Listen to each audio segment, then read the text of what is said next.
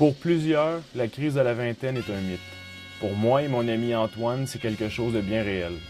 Nous avons tous deux un emploi stable et respectable, mais à l'intérieur de nous, nous possédons l'urgence de vivre, d'accomplir quelque chose de significatif et d'introspectif. C'est comme si on voulait tatouer notre vie d'une aventure avant d'entrer dans le dit monde des adultes, car il est beaucoup trop tôt pour la maison, le mariage, les enfants et tout ce qui vient avec. Inévitablement, on se tourne vers le voyage. Antoine et moi découvrons alors notre intérêt commun pour l'Afrique. Donc, qui je suis? Mon nom, c'est Sébastien Jolicoeur. J'ai vraiment le goût de voyager, de partir à la conquête du monde. Je pense que c'est normal. J'ai 23 ans. Ça a l'air que c'est un feeling qui vient naturellement dans une génération rendue à cet âge-là. Une espèce de petite crise de la vingtaine. C'est rien de dramatique, mais c'est bon de se remettre les idées en place en sortant de sa zone de confort. Sébastien nous a annoncé qu'il partait en voyage un dimanche en nous disant hier, hier, avec un ami, on a décidé qu'on partait en voyage pour au moins 12 mois. On va faire un petit mois question de se dégourdir les pattes en Europe pour ensuite commencer notre voyage. Ça, c'était quand même pas si mal de partir en voyage 12 mois. C'est quand il nous a dit l'Europe, ça a bien passé, il n'y a pas eu de problème avec ça. On sait que c'était après la même affaire que le continent nord-américain. Mais quand il nous a dit l'Afrique, au tableau, là, on a comme graissé les dents. Moi, ce projet de voyage-là,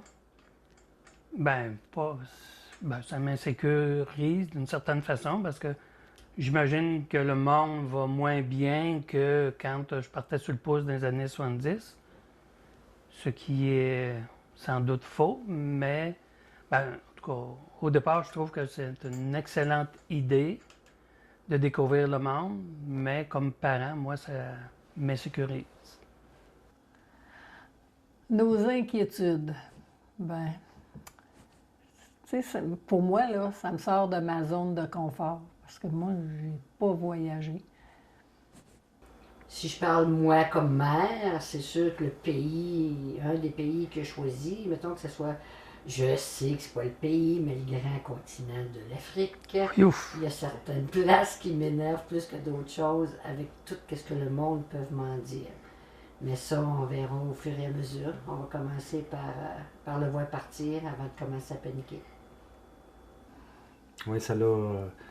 Mettons, ça a enlevé nos inquiétudes quand on a vu la préparation puis le temps qu'il avait mis au travers de tout ça. Déjà là, en nous montrant, mettons, qu'il avait vraiment travaillé pour trouver, mettons, tout ce qui était important vraiment dans un voyage. On parle de la planification, on parle où est-ce qu'on peut aller dormir, où est-ce qu'on peut aller, mettons, avoir des contacts, se faire des contacts dans à peu près tous les pays, ce qu'il veut passer. Donc déjà là, ça nous rassurait pas mal.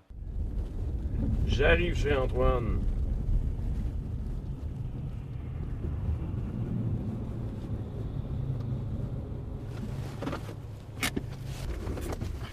Ça commence mal. On est pogné dans le banc de neige, la gratte a passé pendant que je suis venu chercher Antoine.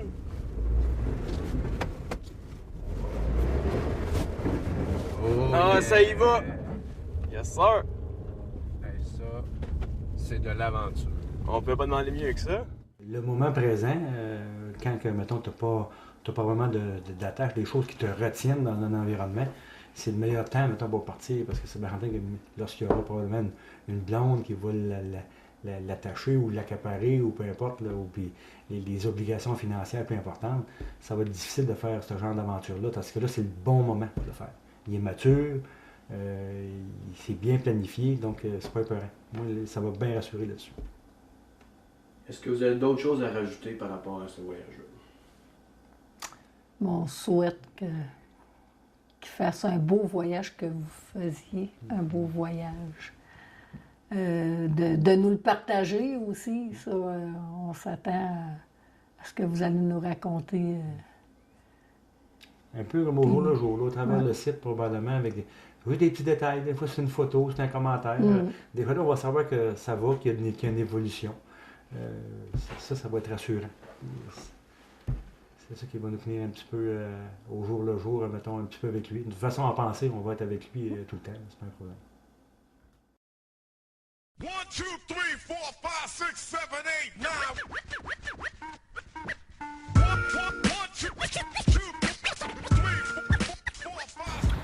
Vu qu'on a décidé de partir un an, on voulait une dernière occasion pour voir nos amis, notre famille. On voulait organiser un quelque chose, mais on savait pas trop quoi. Donc, je me suis mis à penser une sorte d'activité qui pourrait réunir tout le monde dans un même lieu. Et ce lieu-là, ben, on a notre lieu de prédilection. Notre lieu de prédilection, ça se trouve être l'ABA, le bar Apollo. Gilles Tremblay, le propriétaire, nous a offert un souper spaghetti, puis Assez frais. assez frais, effectivement, et on pouvait inviter qui qu'on voulait. On a rassemblé parents, amis, famille. Grands-parents, on était près de 70 personnes à peu près dans le bar, seulement que de gens qu'on voulait voir et qui nous est cher au cœur. Donc moi, j'ai vraiment été touché et très excité aussi de cet événement-là.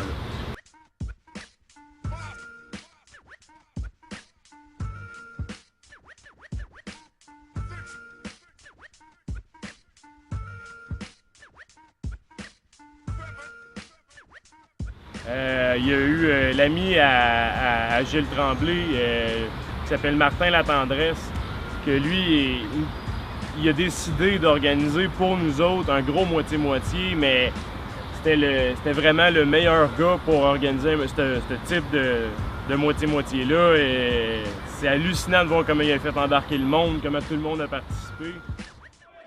Hey, l'objectif, il y en a qui s'en souviennent, comme on avait dit au début? Ouais, on s'en souvient. Non, on avait dit 600 $ et on est très très proche. Ça veut pas dire qu'on peut se rendre à 700 ou un peu plus, c'est pas grave.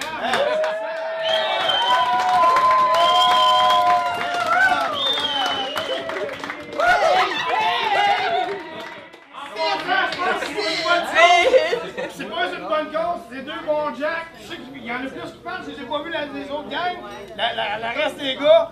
Mais Jello, là, il va arriver tantôt. Jello s'est impliqué puis il a embarqué parce que c'est pas juste parce que c'est les chums à Dave, là. Mais vous êtes vraiment une belle gang. C'est le fun de vous voir arriver par les soirs. Ça c'est un mardi.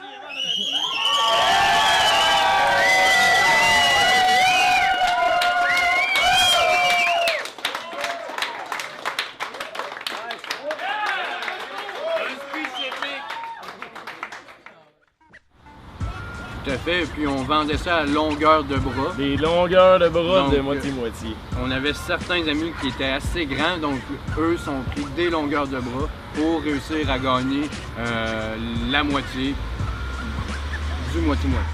1, 2, 3, 4, 5, 7, 8, 9. Vous êtes une crise de belle gang. Vous avez des familles en or. Lâchez pas les boys. Parce que ça, là, de plus en plus qu'on envoie du monde de même, là, tu sais, je veux pas renier d'autres, mais des jeunes comme vous autres qui vous tenez comme ça, puis c'est comme vous êtes toutes de bonnes familles, parce que c'est le fun de vous voir aller. Des fois, vous êtes un bout sans vous voir, vous venez vous embrasser, comme je vous ai dit tantôt. Vous êtes ici, puis c'est le fun de vous voir aller. Continuez, c'est ça la nouvelle génération! Comme toute honnêteté que je suis, je peux juste vous dire, quand je suis venu vous voir, vous dire, pour le Blitz, on avait un Blitz de 600 $, on voulait l'atteindre. Quand je vous l'ai mentionné, on l'avait déjà atteint.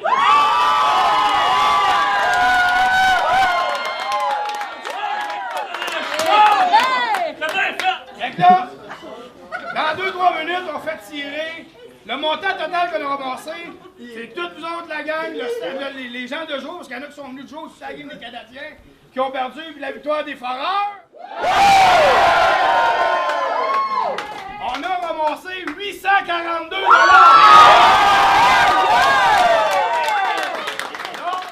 Le numéro gagnant est... Sans qui la tendresse n'aurait pas été le score total aussi élevé. Le numéro gagnant est... Mais là, coup de théâtre. OK, 3, 9, 7, 0, 5, 4, soumis. Puis ça c'était très émouvant de voir qu'est-ce qu'il a fait. Il gagne le moitié-moitié. Il arrive à valider son billet. Qu'est-ce qu'il fait?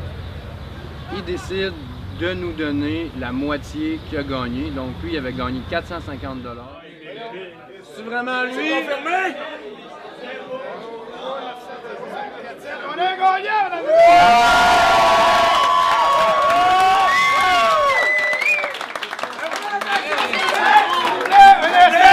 Une grosse nouvelle! J'aimerais faire offrande de mon gain, oui. Antoine et Sébastien.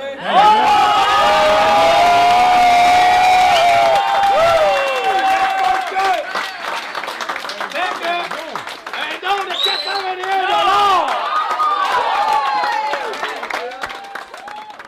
On est présentement à l'aéroport Montréal, l'aéroport de Montréal, Pierre-Éliott Ladies and Trudeau. gentlemen, Yes. this is a gate change announcement.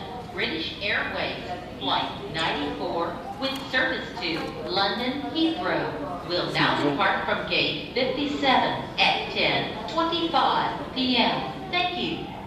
Bon, ben, beau coup de hasard. On vient d'apprendre que notre porte d'embarquement a été changée de la 59 à la 57. C'est un bel addon. Donc, c'est les derniers instants qu'on filme presque à l'aéroport. En fait, c'est les premiers et les derniers instants qu'on va filmer à l'aéroport. On va sûrement filmer pendant le vol s'il y a des cocasseries qui vont se donner. Mais sinon, tout se déroule pour le mieux. Antoine s'est pas fait arrêter par la douane. Non. Ça, il y aura plus de détails plus tard. Quelque chose à ajouter? Vraiment heureux. Le début d'une grande aventure. Puis on va la vivre avec vous autres.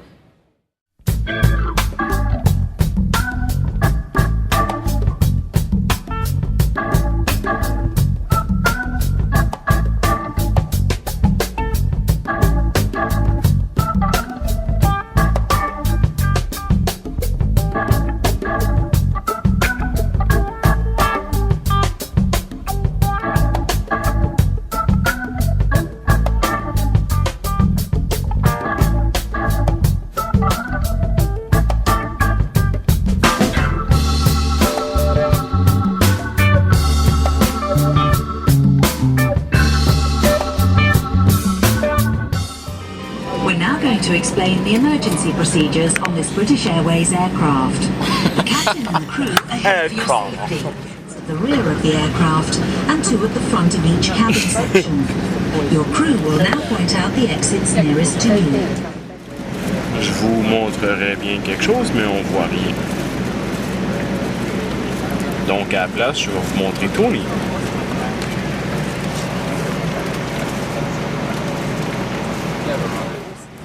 Ça, c'est Tony quand il attend le décollage. Elle dit que ça allait décoller bientôt.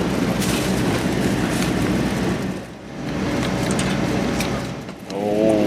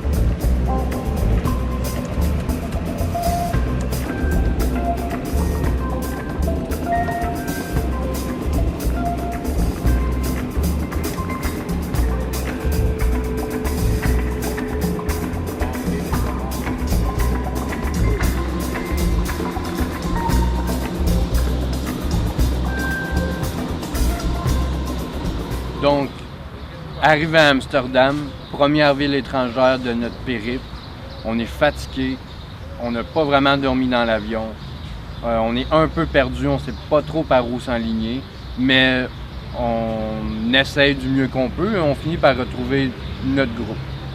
Les gars sont venus nous chercher à la place centrale, ils nous ont guidés vers l'hostel. On est les 7 réunis ensemble pour la première fois. Seule journée où il a fait beau. Sinon, c'était nuageux où il mouillait tout le temps. Chose qu'on remarque, c'est qu'il y a énormément de vélos. Le vélo est un moyen de transport prédominant à Amsterdam. Il y a différents types de vélos, des vélos en tandem, des vélos que c'est une personne qui conduit avec 2 personnes en arrière.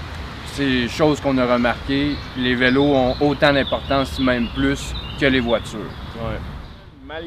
Malgré qu'il mouille, malgré qu'il fait pas beau, on décide de sortir quand même. On sort dehors, on se loue des vélos. Là, on s'est transformé en enfant.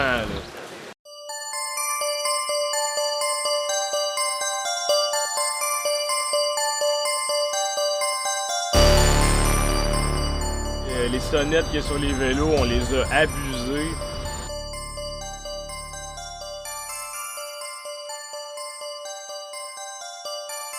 Plus souvent qu'autrement, ça avait des allures de course, étant donné qu'on était 7, on se dépassait, on riait, on a ri aux éclats durant cette promenade de vélo-là. On a été où on n'avait pas nécessairement le droit sur des ponts. On a tout fait avec notre vélo pour s'imprégner, bien entendu, un peu de la manière de vivre à Amsterdam.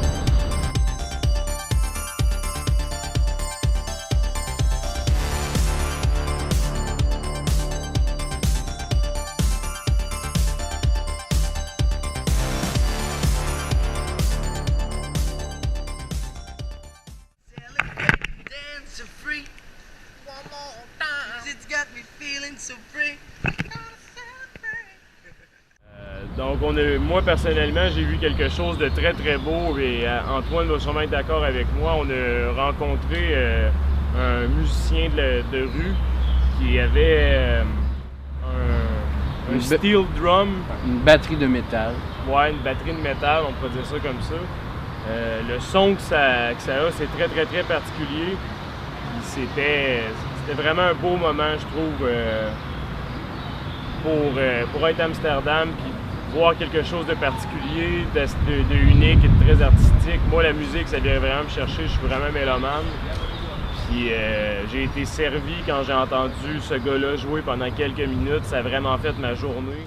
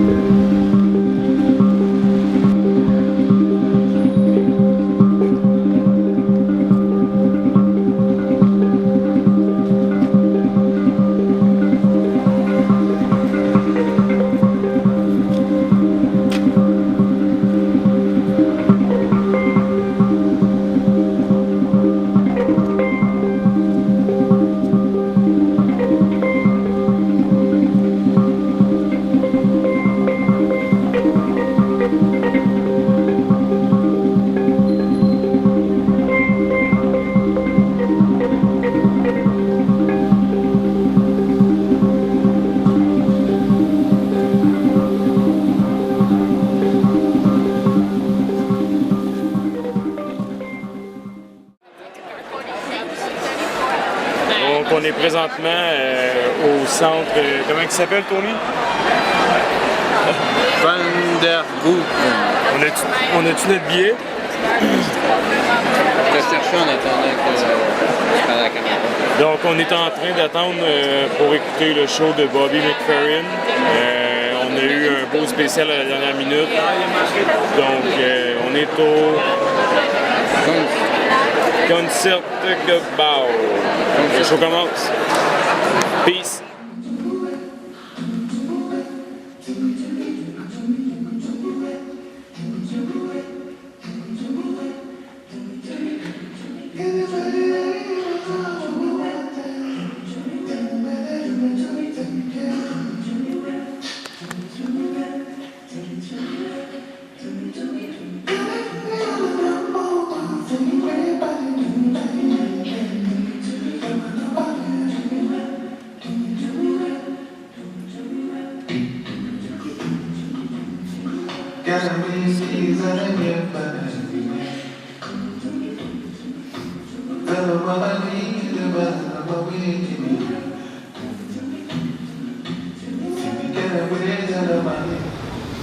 Fait qu'on arrive du show de Bobby McFerrin. Pour ma part, c'était complètement hallucinant. J'ai trouvé le show complètement mongol. Les voix, la musique, la participation avec le public, le lien que Bobby se trouve à avoir avec le public qui a fait chanter le monde. Les Amsterdam. Ceux qui habitent à Amsterdam, en tout cas, ils ont des voix d'ange. Ça, c'est pour dire. Toi, Jolie, comment t'as trouvé ça, le show? J'ai vraiment été pris de court. J'avais aucune attente envers le show en tant que tel. Bobby McFerrin, c'est un artiste que je connais à cause d'une chanson, c'est Don't Worry, Be Happy. Mais sa carrière a vraiment changé, il a vraiment progressé. C'est devenu un virtuose de la musique de chorale. Ça vaut la peine d'écouter qu'est-ce que donne Bobby McFerrin maintenant en termes de CD, en termes de discographie. Allez voir ça sur iTunes, allez voir ça sur YouTube. C'est vraiment un style à découvrir, c'est presque expérimental. C'était sidérant de voir le public qui se mêlait aussi bien que ça aux chansons de Bobby McFerrin. C'est comme des chansons à répondre, mais avec des onomatopées. C'est pas vraiment un langage. C'est vraiment dans la catégorie autre. Ça fit parfaitement avec notre séjour à Amsterdam. Certainement, puis je pense que même aussi le lieu que ça s'est fait dans le Concert Gebouw. Concert Gebouw, là, c'était fou, là. C'était vraiment une salle là, super belle, super classique. Fait que pour moi, tout thumbs up, Bobby. Non seulement qu'on s'est fait gâter en plus, parce qu'au départ, les billets étaient supposés être 35 €. Finalement, on les a eu à 12. Parce qu'on est en bas de 25 ans. Donc ça vaut la peine de voyager quand on est jeune. On profite encore de certains rabais, même si on a des filles déclarées comme étudiants. So, that's it. Puis on se recroise au prochain détour.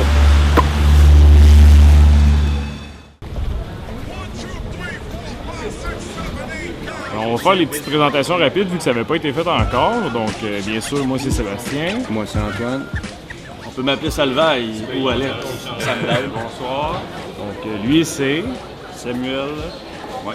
On a aussi Marc-André. Communément appelé Baudette. Marc-André Baudette. Oui, moi c'est Michael. C'est Michael Sénécal. Bien sûr. On a aussi avec nous le fameux petit Sébastien Sylvestre. Super. Fait que ça, on a passé quelques jours à Amsterdam, puis on va prendre le train pour se diriger vers Berlin, où on a réservé une auberge jeunesse. Comment ça s'appelait déjà? Eastpax Berlin. Donc, on va aller voir ça. On est heureux parce que ça coûte pas cher, puis qu'on est en groupe, fait que l'Europe, c'est moins dispendieux, ça fait moins mal à nos portefeuilles. On est tous heureux, malgré qu'on a eu seulement une belle journée de température dans tout notre séjour à Amsterdam. Mais ça ne nous a pas empêché de voir des choses et avoir eu du plaisir. Donc on se retrouve de l'autre côté de la frontière, on va sûrement être vers Berlin, où on fera un update dans le train. À plus tard!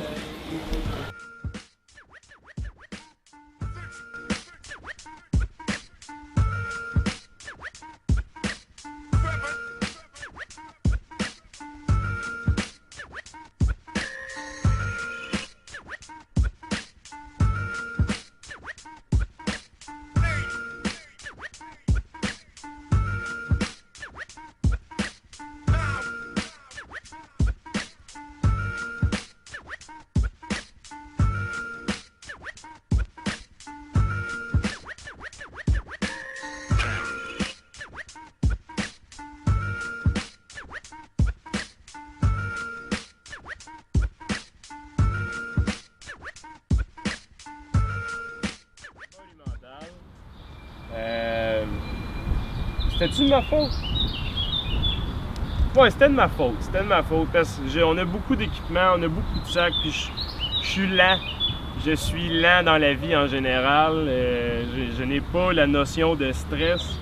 Donc, parce que ça m'a pris du temps à réassembler toutes mes choses ensemble, toutes les mettre dans le sac à dos, remplir le sac à dos de ventre, ben, on a manqué les trains. Donc, on n'a pas pu se rendre à Berlin à la vitesse qu'on voulait se rendre. On a pris un train qui nous a fait sortir d'Amsterdam pour nous amener en Allemagne à Bad Bentheim. Rendu à Bad Bentheim. Bad Bentheim, qui est la première ville d'Allemagne quand tu prends le train. C'est un peu au milieu de nulle part. Donc, après notre départ de Amsterdam pour Bad Bentheim, notre objectif était de quitter les Pays-Bas pour se diriger en Allemagne. C'est un objectif qui a été accompli, mais à un certain prix, parce que là, on se retrouve à devoir attendre jusqu'à demain matin pour être capable d'avoir un meilleur forfait. Parce que là, le billet se trouverait être un prix qui est très, très élevé, autrement dit autour de 100 € par personne, ce qui dépasse largement notre budget quand on regarde ça là, en termes de long terme. Donc, ce qu'on va faire, c'est, ben, on va vous montrer un peu le décor autour de nous, mais on est vraiment littéralement dans un milieu qui est beaucoup plus rural. Donc, c'est possible pour nous de prendre nos kits de camping portatifs puis de passer la nuit à l'extérieur, passer la nuit en vrai petit soldat. Là. Donc, moi, je trippe. C'est pas le cas pour tout le monde. Il y a un de nos compatriotes de voyage qui aime beaucoup son confort, d'après ce qu'on voit. Donc, moi, je trouve ça très, très drôle parce qu'on est ultra préparés, moi et Antoine, pour dormir à l'extérieur. Du moins, beaucoup plus préparés que d'autres personnes de notre groupe pour l'instant. Donc, on va vous donner plus de nouvelles bientôt. C'est pas mal ça. À la semaine prochaine.